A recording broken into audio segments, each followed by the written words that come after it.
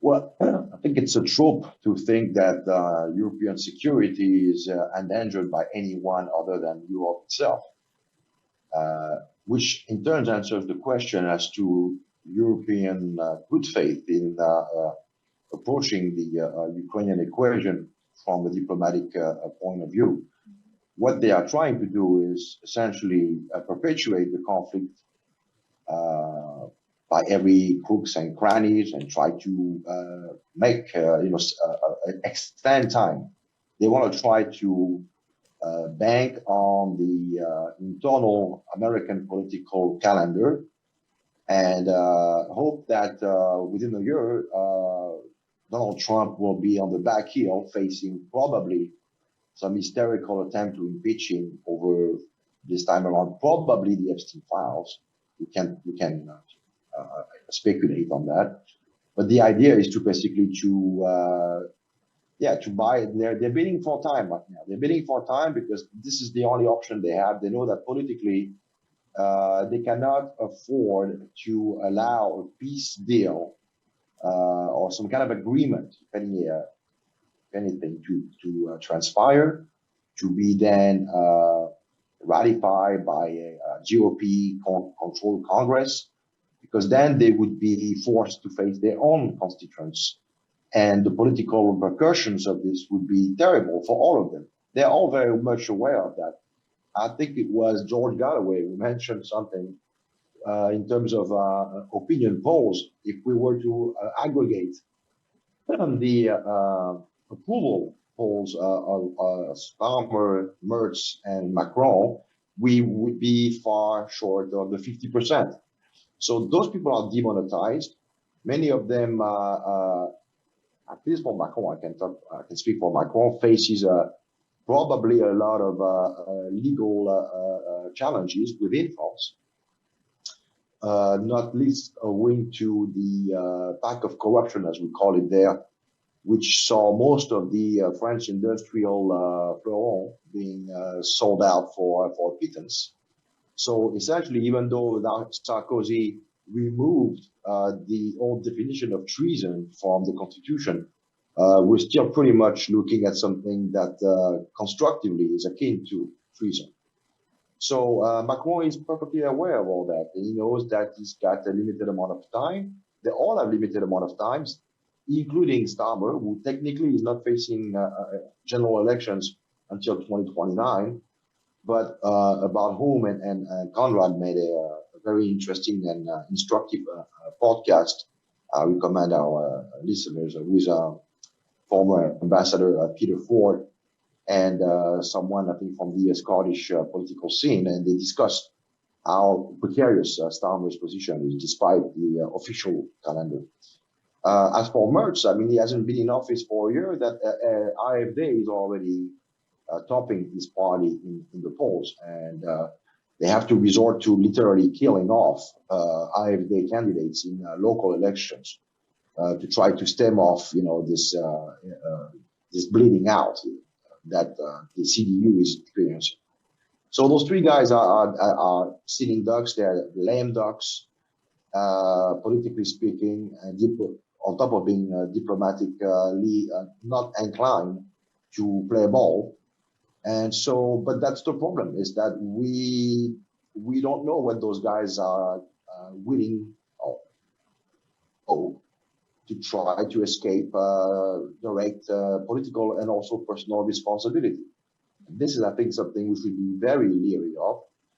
Conrad pointed out rightfully that if we look at the metrics in terms of manpower, in terms of weapon system, all three together, even on the aggregate, are no match for the Russian armed forces, which are arguably today the top military power in the world, bar none. But the fact is, we're still potentially exposed to provocations, as we saw recently with the Smith 31 affair. As we speak, I'm sure the FSB is extremely busy trying to kill any kind of destabilization ploy in the egg. And it's going to remain like this for as long as, at least on the battlefield, the outcome is not definitely resolved. And although the Russian armed forces are moving faster and faster, liberating more and more settlements every single day, the question is, if we look at the pillar, or one of the twin pillars of the SDO, which is denazification, that means you need to either do a decapitation strike in Kiev, which would be probably exploited by Russia, the Western media, or you need to go all the way to Kiev and basically engage in a denazification process, which we know, going back 80 years, whether it's about Germany or Japan, requires sometimes years to re-educate the population. So, and that would be probably a gift from heaven as far as the neocons are concerned, because then they could try to ignite some guerrilla warfare. Let's keep in mind that Western Ukraine is not friendly territories, and you need to have substantial personnel on the ground to keep the cities going and the public services. So this could really quickly turn against the Russian agenda, and that could become a politically hand grenade as far as Russian public opinion. So it's Russia needs the US in that sense to clean up its own mess in Kiev. I don't care how they're going to do it, but they have to do it. And this is not something that Russia can do, but Russia can keep moving westward in such a way that instead of the 4 oblasts plus Crimea, we might be including into the mix oblasts like Sumy, like Kharkov, like Dnipropetrovsk, and ultimately Odessa. Although I'm a little bit less optimistic about Odessa, it's militarily speaking, it's not an easy situation, but it can be turned around as a sweetener in a kind of deal because it provides yet alone access to the Red Sea. And this is really, when one thinks about it, the only thing that would explain why the Europeans are also so in panic. They realize that if Russia takes control of the entire coastline, then what's left for them to really get involved into? So that could be something that is used as a card in future negotiation as well. Well, right off the bat, let's just say that the European Commission and the interest that it represents do not care about the cost of living for Europeans, the man on the street, per se. This being said, there's indeed a lot of internal divisions. We're seeing it right now over the issue of the Russian assets. We see the Belgian Prime Minister adamantly trying to say, I'm not going to be left on the hook with this. You want me to sign off, but they're going to be coming for me and for what Belgium is proportionally held to reimburse if I do that. And so now they're talking about trying to get Norway, which owns a gigantic sovereign funds, to somewhat fork out the equivalent of the sum that the Europeans are talking about stealing, because let's call things for what they are. It's about stealing. But even now, we have someone like Christine Lagarde, who's not known to be, what should I call it, a realist or someone who's doing exercising, putting into place yesteryear's capitalism. Quite the opposite. She's a former associate partner from a major Chicago law firm.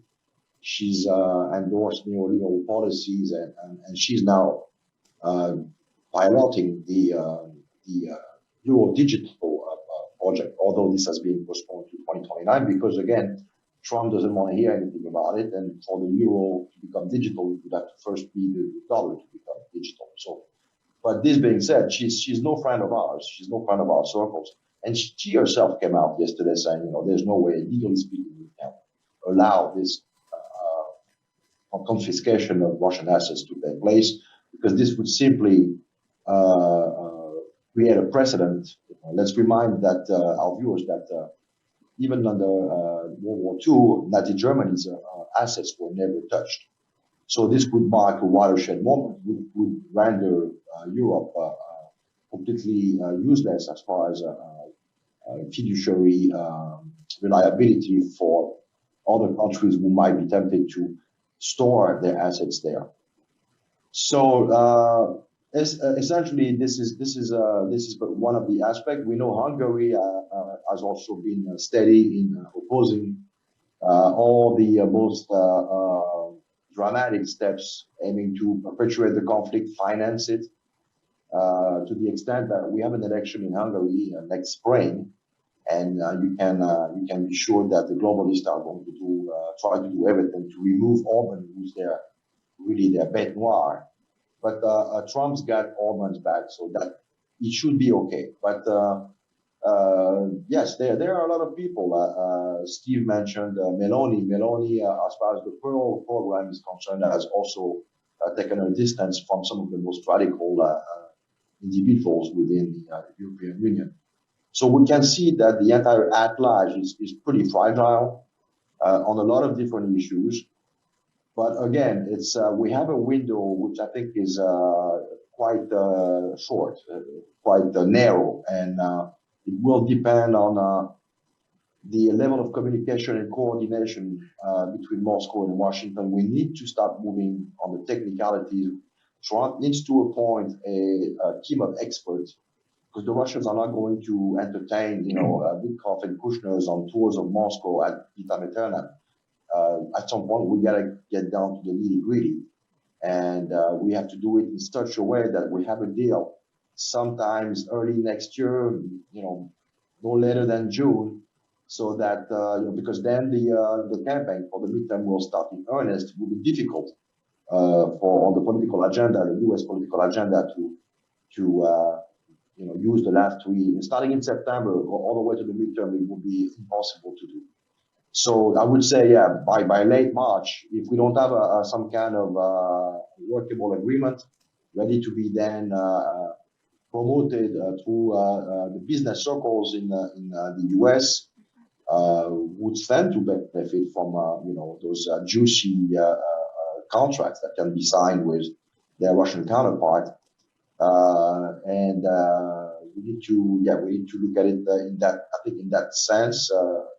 In a very limited window, but it's a lot of work. It's a very complicated situation. It is not like a Gordian knot that you can just split in half.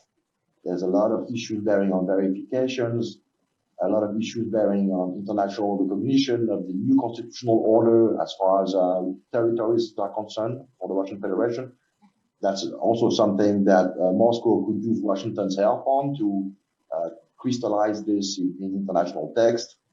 So yes, let's. I'm cautiously optimistic, but we've seen now times and times again how any kind of attempt to